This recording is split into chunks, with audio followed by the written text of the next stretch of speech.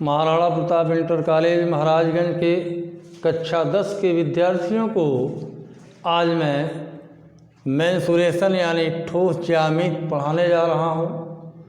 तो विद्यार्थियों, ठोस ज्यामिति में सबसे पहले मैं आपको घन तथा घनाभ के बारे में, उसके सूत्र के बारे में बताने जा रहा हूँ। तो देखिए, घनाभ किसे कहते हैं? ऐसा ठोस जिसकी लंबाई, चौड़ाई और ऊंचाई समान नहीं होता है उसको घनाभ कहते हैं। जैसे एक उदाहरण के रूप में मैं आपको बताऊं, अपने एक किताब को ले लीजिए। किताब की लंबाई, चौड़ाई, ऊंचाई बराबर नहीं होता है तो किताब क्या है? एक घनाभ है। आप अपने घर के किसी रूम को ले लीजिए, कमरे की लंबाई, चौड़ाई और ऊंचाई तीनों यदि बराबर नहीं है तो वह रूम भी, वह कमरा भी घनाभ है। तो ऐसा ठोस जिसकी लंबाई, चौड़ाई, ऊंचाई तीनों बराबर नहीं होता है घनाभ कहलाता है। एक घनाभ को अगर ध्यान से देखेंगे तो घनाभ में 6 पृष्ठ होते हैं। पृष्ठ माने तल होता है। तो एक घनाभ में 6 पृष्ठ होते हैं और आमने सामने के पृष्ठ बराबर होते हैं। घनाभ में कुल 8 शीर्ष होते हैं और 12 कोरें होती हैं।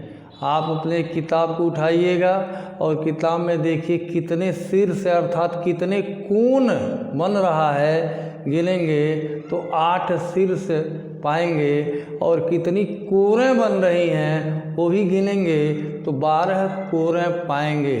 तो स्पष्ट है विद्यार्थियों, एक घनाभ में 6 पृष्ठ, 12 कोरें और 8 शीर्ष होते हैं। इसी तरह से घन की भी परिभाषा है। जिस ठोस की लंबाई, चौड़ाई, ऊंचाई तीनों बराबर होता है उसे घन कहते हैं।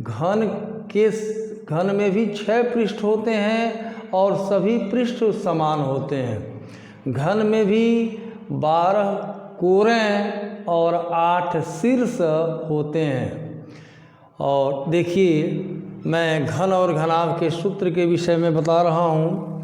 घनाभ का आयतन बराबर होता है LBH, L into B into H, जहाँ L क्या है? लंबाई है, B चौड़ाई है और H ऊंचाई है।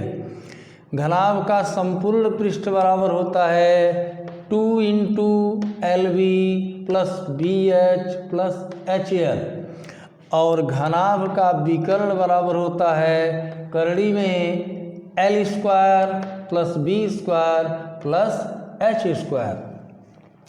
विकर्ण का मतलब ये होता है, देखिए, आप विकर्ण को अपने घर के कमरे से ले लीजिए। मैं एक उदाहरण देता हूँ। मैं कहूँ आपके घर के किसी कमरे में अधिक से अधिक कितनी लंबी छड़ रखी जा सकती है, तो जब आप प्रयोग करेंगे तो पाएंगे कि कमरे के इस ऊपरी शीर्ष से और सामने वाले निचले शीर्ष के बीच की दूरी को हम क्या कहते हैं? विकर्ण कहते हैं। किसी भी कमरे में अधिक से अधिक कितनी लंबी छड़ रखी जा सकती है? कमरे के विकर्ण की लंबाई के बराबर लंबी छड़ रखी जा सकती है। जैसे आयत का विकर्ण होता है उसी तरह घन और घनाभ में भी विकर्ण होता है। तो देखिए, अब घन के विषय में जानिए। घन की परिभाषा मैंने बता दिया। घन में कितने शीर्ष, कितनी कोरें, कितने तल यानी पृष्ठ होते हैं ये भी बता दिया। घन से संबंधित सूत्र है, देखिए, घन का आयतन बराबर A क्यूब, जहाँ ये क्या है? घन की एक भुजा यानी घन का एक कोर है। घन का संपूर्ण पृष्ठ बराबर 6A स्क्वायर। संपूर्ण पृष्ठ का मतलब उनके सभी पृष्ठों का क्षेत्रफल। तो घन में कुल 6 पृष्ठ होते हैं, सभी पृष्ठ वर्गाकार और बराबर होते हैं। तो एक पृष्ठ का क्षेत्रफल a² होगा, फिर 6 का गुणा कर देंगे तो सभी 6 पृष्ठों का क्षेत्रफल मिल जाएगा। इस तरह से घन का संपूर्ण पृष्ठ बराबर होता है 6a²। और घन का विकर्ण यानी घन के विकर्ण की लंबाई बराबर होता है 1 करड़ी में 3।